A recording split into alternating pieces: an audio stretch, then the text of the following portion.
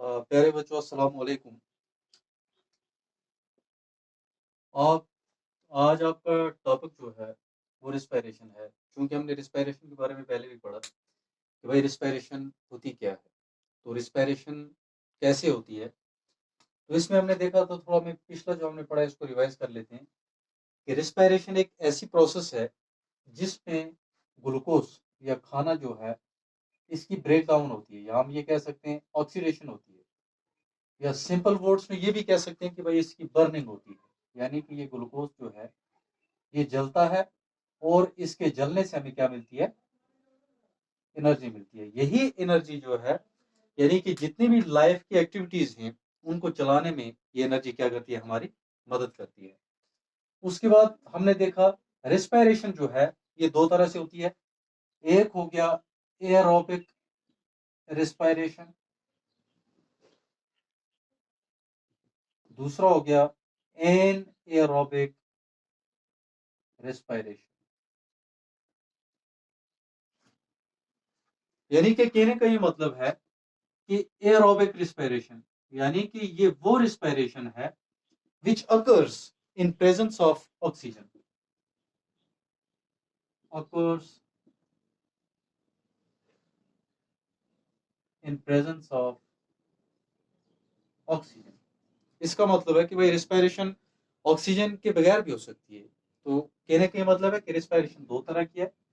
एक हो गया respiration which occurs in the presence of oxygen, जो ऑक्सीजन की मौजूदगी में हो। इसमें क्या होता है, ग्लूकोज O2 की मदद से हमें क्या देता है, carbon dioxide plus water plus energy. ठीक है। और वो ऑर्गेनिजम्स जिनमें एरोबिक रिस्पिरेशन होती है इनको हम एरोब्स भी कहते हैं। क्या कहते हैं, एरोब्स। यानी कि तमाम हायर ऑर्गेनिजम्स जो हैं, जैसे हम हैं, तो हमारे अंदर क्या होती है, एरोबिक रिस्पिरेशन होती है। दूसरा प्रोसेस जो है वो है N aerobic respiration.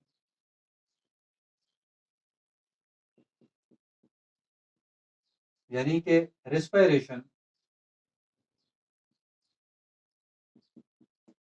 Which occurs in absence of oxygen. इसके एग्जांपल क्या है, फॉर एग्जांपल यीस्ट। ये वो रिस्पिरेशन है यानी कि जो ऑक्सीजन की गैर मौजूदगी में होती है। Respiration which occurs in absence of oxygen, वो रिस्पिरेशन जो ऑक्सीजन की एब्सेंस में होती है, ऑक्सीजन की गैर मौजूदगी में होती है, ऐसी रिस्पिरेशन को हम एनएरोबिक रिस्पिरेशन कहते हैं। और वो ऑर्गेनिजम्स जिनमें एनएरोबिक रिस्पिरेशन होती हो उनको हम एनएरोब्स भी कहते हैं। इसकी एग्जांपल आपके पास यीस्ट, ये एक माइक्रो ऑर्गेनिज्म है, इसमें एनएरोबिक रिस्पिरेशन होती है।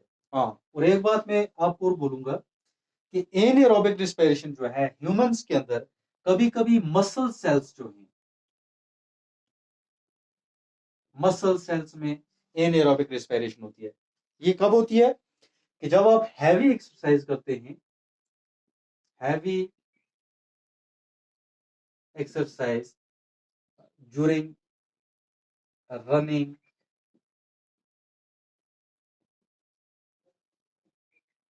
Wait lifting एटस्ट्रा।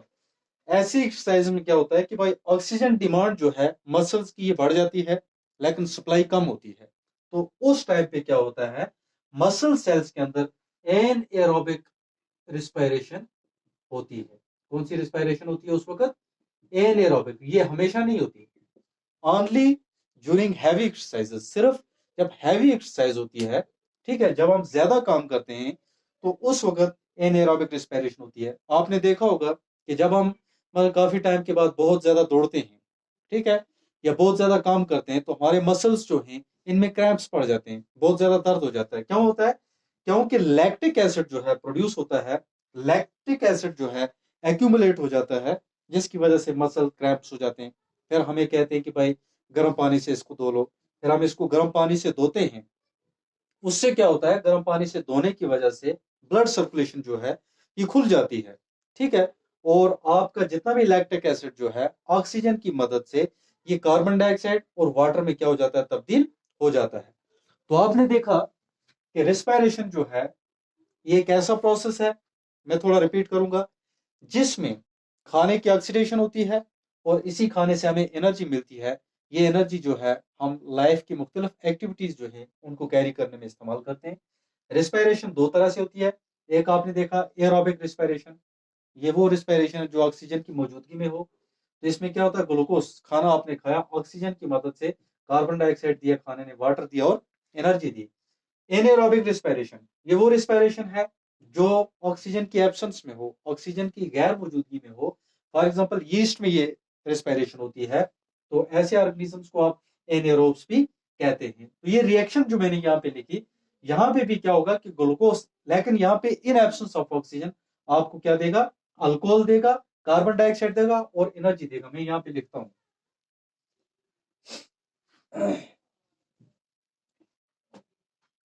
यहाँ पे क्या है, ग्लूकोज मैं लिखूंगा विदाउट ऑक्सीजन, क्या देगा आपको, अल्कोहल देगा plus carbon dioxide plus energy. इसका मतलब है एरोबिक रिस्पायरेशन और एनएरोबिक रिस्पायरेशन में फर्क ये हो गया, ये ऑक्सीजन की गैर मौजूदगी में हुआ, सॉरी ये ऑक्सीजन की मौजूदगी में हुआ, प्रेजेंस में हुआ, ये ऑक्सीजन की गैर मौजूदगी में हुआ। एक ये डिफरेंस। दूसरा ये, इसमें जो एंड प्रोडक्ट्स थे वो क्या थे, कार्बन डाइऑक्साइड, वाटर और एनर्जी। इसमें एंड प्रोडक्ट्स क्या बने, अल्कोहल, कार्बन डाइऑक्साइड और एनर्जी। तीसरी जो अहम बात जो है, इसमें मोर एनर्जी, एरोबिक रिस्पिरेशन में ज्यादा एनर्जी मिलती है और एनएरोबिक रिस्पिरेशन जो है इसमें लेस एनर्जी मिलती है। ठीक है, इतना क्लियर हो गया। अब दूसरी बात मैंने आपको बोली कि भाई एनएरोबिक रिस्पिरेशन जो है ह्यूमंस के अंदर मसल सेल्स में होता है, होती है कभी कभी। ये उस वक्त होती है जब आप हैवी एक्सरसाइज करते हैं, आप बहुत ज्यादा दौड़ते हैं, आप वेट लिफ्ट करते हैं, उस टाइम पे एनएरोबिक रिस्पिरेशन मसल्स के अंदर होती है। क्यों होती है, क्योंकि उस वक्त मसल्स की ऑक्सीजन सप्लाई जो है ये कम होती है और डिमांड जो है ये ज्यादा होती है। ठीक है, डिमांड ज्यादा होने की वजह से ऑक्सीजन सप्लाई जो है कम होती है, तो इसलिए ये सप्लाई जो है पूरी नहीं हो सकती और O2 की, ऑक्सीजन की गैर मौजूदगी में यहाँ पे रिस्पायरेशन होती है, जिसको आप एनएरोबिक रिस्पायरेशन कहते हैं। और इसमें आपने देखा कि भाई एनएरोबिक रिस्पायरेशन की वजह से आपके मसल्स जो है इनमें क्रैम्प्स पड़ जाते हैं, इनमें बहुत ज्यादा दर्द होने लगता है। तो फिर आपको एडवाइस किया जाता है कि भाई आप इन मसल्स को गर्म पानी से धो लें। तो गर्म पानी से धोने से क्या होगा कि इसकी जो ब्लड सप्लाई है, ऑक्सीजन सप्लाई जो है ये बढ़ जाएगी और इस ऑक्सीजन की वजह से जितना भी लैक्टिक एसिड जो है वहां पे पैदा हुआ होगा, एक्यूमुलेट हुआ होगा, ये कन्वर्ट हो जाएगा किसमें, कार्बन डाइऑक्साइड में और वाटर में। ठीक है, तो इस तरह आपके ये मसल क्रैम्प्स जो है ये क्या हो जाएंगे, खत्म हो जाएंगे। ये था रेस्पिरेशन के बारे में। अब इसके बाद हमारे पास एम चीज जो है, हमने पहले भी डिस्कस किया था कि भाई ब्रीदिंग क्या होता है। तो ब्रीदिंग जो है ये रेस्पिरेशन के साथ, यानी कि इसका एक गहरा लिंक है। ब्रीदिंग सिंपल वर्ड्स में हम कहेंगे कि भाई सांस लेना और सांस छोड़ना।